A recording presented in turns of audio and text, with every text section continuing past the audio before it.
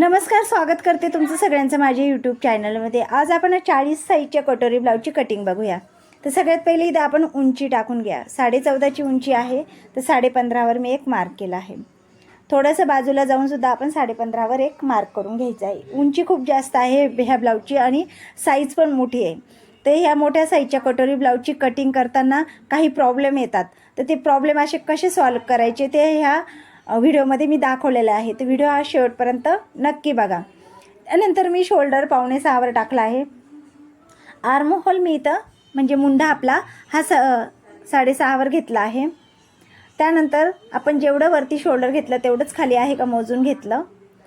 आता छातीचा चौथा भाग अधिक आपली 1.5 इंच शिलाई मार्जिन। आता इथं पेपर थोडासा कमी पडला आहे म्हणून इथं 1.25 इंचावर ही शिलाई मार्जिन आलेली आहे।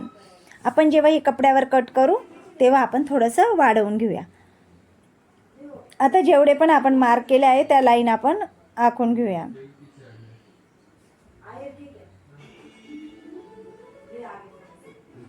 हे बघा, थोडंसं आतमध्ये येऊन आपल्याला ही लाईन तिरपी आखून घ्यायची, जेणेकरून आपल्या मुंड्यामध्ये जे थोड्याफार चुन्या पडतात ना, तर त्या चुन्या पडणार नाही म्हणून।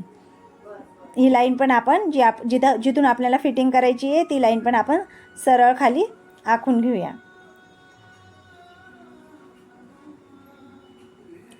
आता इथं आपल्याला जेव्हा आपण मुंड्याचा शेप देतो ना, तर आपल्याला दोन्ही मुंड्याचा शेप सोबत द्यायचा आहे, कारण हा पेपर मी डबल फोल्ड करून घेतला आहे। इथं आपल्याला पाठीचा पण भाग निघणार आहे, साईड पट्टी पण निघणार आहे आणि आपली खालची क्रॉस पट्टी पण। आता पुढच्या मुंड्याचा मी जो शेप आहे तो मी 1.5 इंचावर दिला आहे। मागच्या मुंड्याचा शेप 1.5 इंचावर दिला आहे आणि पुढचा आपला 1 इंचावर दिला आहे। आता हे दोन्ही आपण मुंड्याला शेप देऊन घेऊया ह्या प्रकारे।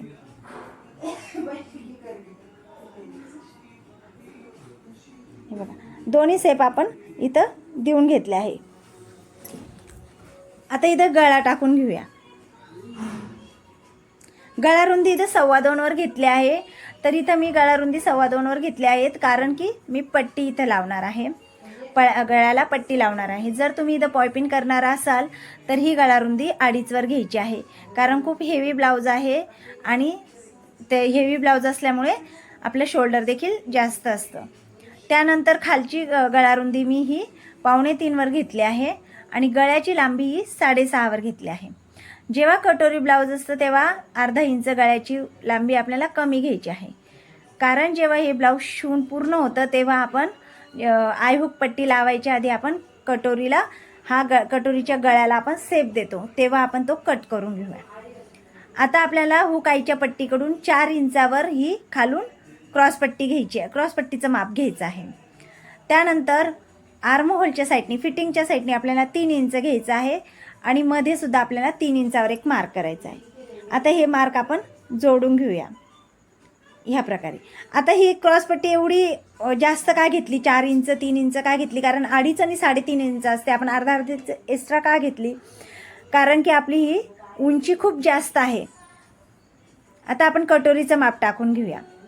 आता कटोरी मी घेतली आहे 6.25ची ही कटोरी आहे। थोडंसं वरती जाऊन आपण 3-4 इंच आपण अजून कटोरी 6.25वर एक मार्क करून घेतला आहे आणि ती लाईन आपण सरळ खाली आखून घेतली आहे। आता त्यानंतर वरतून आपण इथं 5वर एक मार्क केला आहे आणि मुंड्याच्या साईडने 2.5 इंचावर एक मार्क केला आहे आणि कटोरीला शेप दिला आहे। आता तुम्ही बघा हे कटोरीचा आकार कसा आला आहे। आता हे एकदम लक्षपूर्वक आहे, कटोरीचा आकार कसा आला आहे बघा। आणि आता मी अजून दुसरा कटोरीचा आकार देते, तो कसा आला बघा। हे बघा, आता कोणता शेप व्यवस्थित आहे, पण आता मधला शेप दिला तर कटोरीचा शेप बिघडतो आणि 2 नंबरचा शेप दिला तर आपलं मधलं अंतर आहे जे कमी होऊन जातं।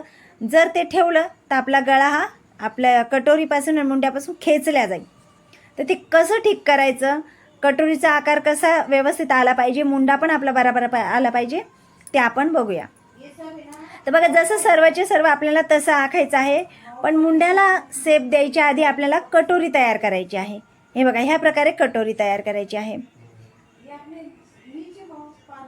त्यानंतर हे बघा, कटोरी तयार करून घ्यायची आहे आणि कटोरीकडून मुंड्याकडे आपल्याला 2.5 इंच मोजायचं आहे। हे बघा, 2.5 इंचावर आपल्याला एक मार्क करायचा आहे।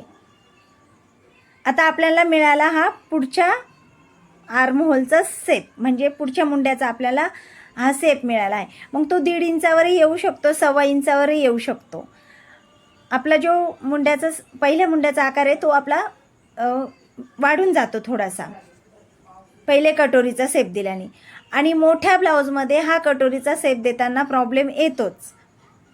तर अशा प्रकारे आपण हे आखून घ्यायचं आहे. नंतर आपल्याला मागच्या मुंड्याचा सेप देऊन घ्यायचा आहे, दोघांमध्ये अर्ध्या इंचाचं अंतर ठेवून. आता आपल्याला दोघांच्या मध्ये कट करून घेतला आहे. आता पहिले आपल्याला फक्त वरच्या ज्या बाहेरच्या मार्क केलेल्या आहेत त्या कटिंग करून घ्यायच्या आहे. हे झाला पाठीमागच्या मुंड्याचा आपण कट करून घेतला आहे.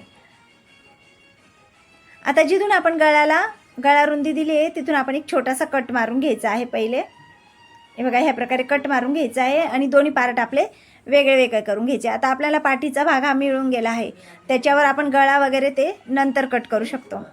त्यानंतर आता पुढच्या भागाची पूर्ण आपण कटिंग करून घेऊया. पहिले गळा कट केला आहे. अशा प्रकारे कटिंग केली ना, एकाच पेपरमध्ये आपले सगळे पार्ट निघून जातात. फक्त आपल्याला कटोरी वाढवावी लागते. आता ही आपली खालची क्रॉसपट्टी निघून गेली आहे.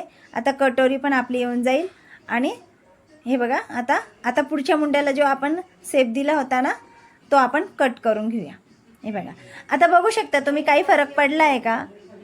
वाटतंय का आपण की आर्महोलचा सेप आपण खूप जास्त दिला होता? काही चुण्या वगैरे पडत नाही असा सेप दिल्याने. तुम्ही एकदा करून बघा.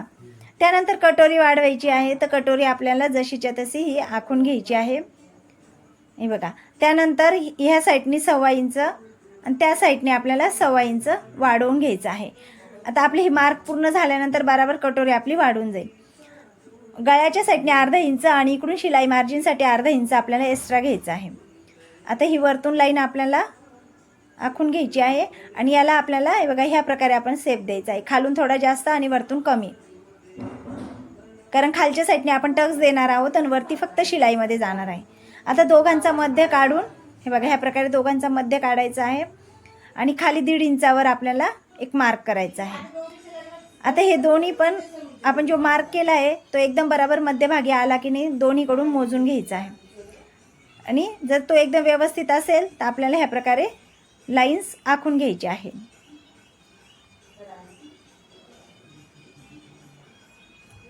आता आपण याची कटिंग करून घेऊया.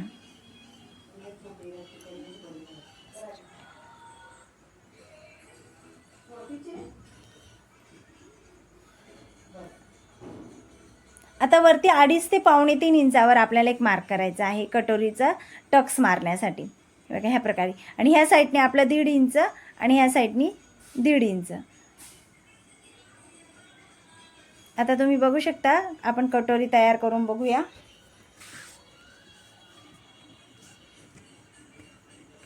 हे बघा, छान अशी कटोरी आपली तयार होती. आता इथं पेपर कडक असल्यामुळे ती बसत नाही आहे.